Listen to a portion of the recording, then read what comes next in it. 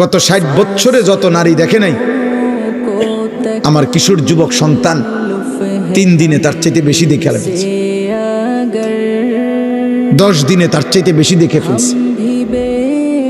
আজ ও বুঝছে, আজ লাখ লাখ যুবক মনে করে জীবন মানেই যৌনতা, এক লজ্জাস্থানের চাহিদা, শাহওয়াত, এক নারীর প্রতি কামনা, এই অসভ্যতা, এটাই তার জীবন। সে পৃথিবীতে বেঁচেই আছে লজ্জাস্থানের চাহিদা পূরণের জন্য।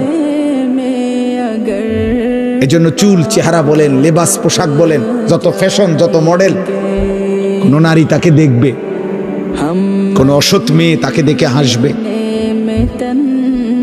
কোন হারাম মেয়ে তার সাথে হারাম প্রেমের সম্পর্ক করবে।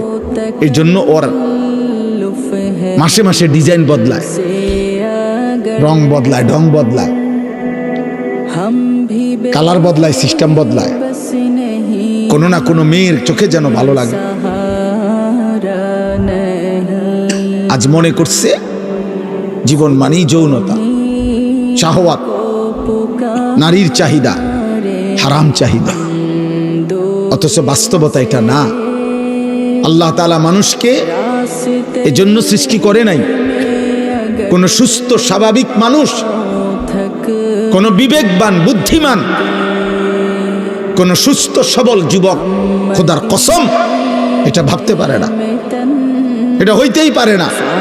আজ ব্যর্থতার এই দায়ভার মা বাবারও, ব্যর্থতার এই দায়ভার সন্তানেরও। মা বাবা বুঝলো না আমার সন্তানকে কিভাবে গড়া উচিত, সন্তান নিজেও বুঝলো না আমার জীবনে কি করা উচিত।